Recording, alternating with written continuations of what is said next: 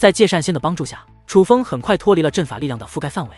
界善仙将楚风带到一片安全的星空之后，这才停了下来。楚风也不询问界善仙，而是擅自做主，将界善仙从空间世界内放了出来。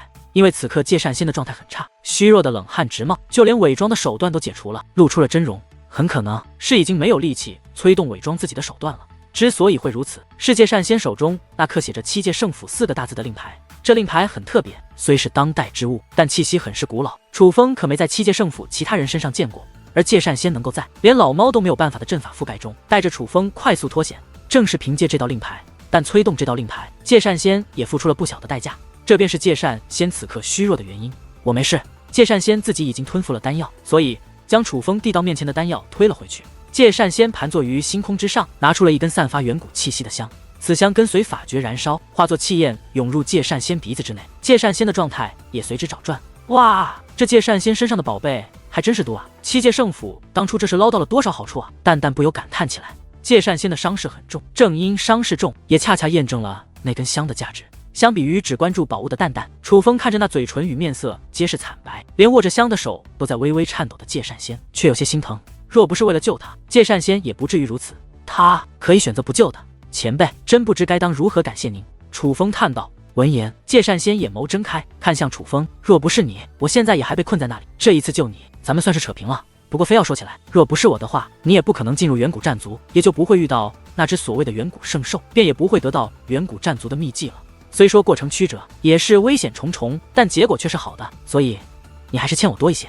这样吧，你随我去一个地方，帮我取一样东西，那东西能助我恢复一定修为，这样咱们之间就算扯平了，你看如何？界善仙问道。当然可以。楚风立马应下。如果说之前还不能确定界善仙的为人，那从他不惜消耗自己也要将楚风从那阵法之中救出，便可以确定界善仙这个人很靠谱。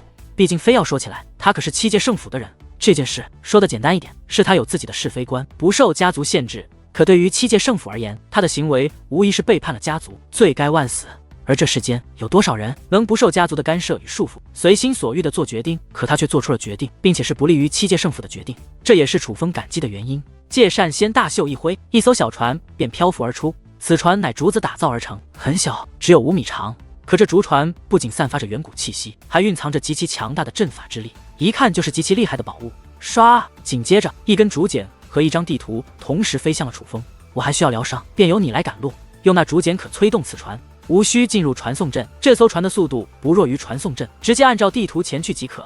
界善仙这句话不仅说明了这艘竹船的用途，更是说明了这艘竹船的强大之处。而接住竹简与地图那一刻，楚风顿时愣住了。那地图倒是没什么，乃当今时代的普通地图，只是这上面标注了界善仙想让楚风去的地点，反倒是那根竹简上面不仅有着与那艘竹船相同的气息，还刻写着2个字：秦九。我去，这艘船是秦九的宝贝啊！淡淡惊叹，难怪看那阵法有些许熟悉之感。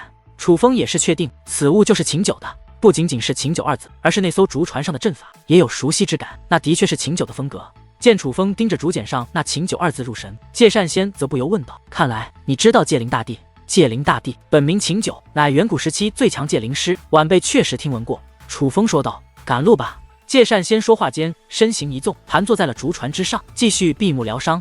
楚风则是凭借那竹简催动的过程需要些许时间，有一个蓄力的过程。可当这艘竹船彻底催动之后，其速度竟比界善仙说的更加夸张，比远古传送阵内运用普通宝物传送都还要快上一些。虽说比不上楚风用9天密地，但这艘船的速度，再加上它可以无需进入传送大阵便快速传送的作用，简直是不可替代的无价之宝。哇塞，不进入传送阵，速度可以这么快，果然是好东西。就连蛋蛋都是惊叹不已。秦九大人确实厉害。楚风也是发出感叹，这件宝物可以说算是打破常规认知的宝物了。楚风也是感受到了那些人在见识到自己的手段后内心的反应了，这便是难以置信的事情。楚风，再与我仔细讲讲你与那界天染的恩怨吧。界善仙再度开口。虽说之前楚风大概讲述了他与界天染的恩怨以及其母亲的事，但确实没有讲述具体的细节。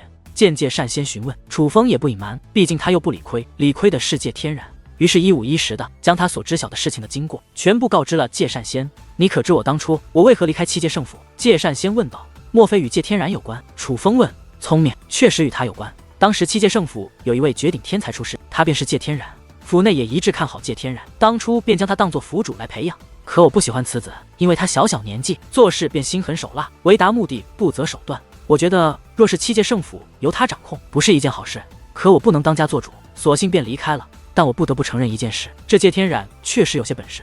虽说多年未见，我也不知他如今是何境界，可只从刚刚的守护大阵便可以判断，他如今的实力很强。倘若你所言属实，那我只能说，你面对的这个对手很是危险。界善仙道。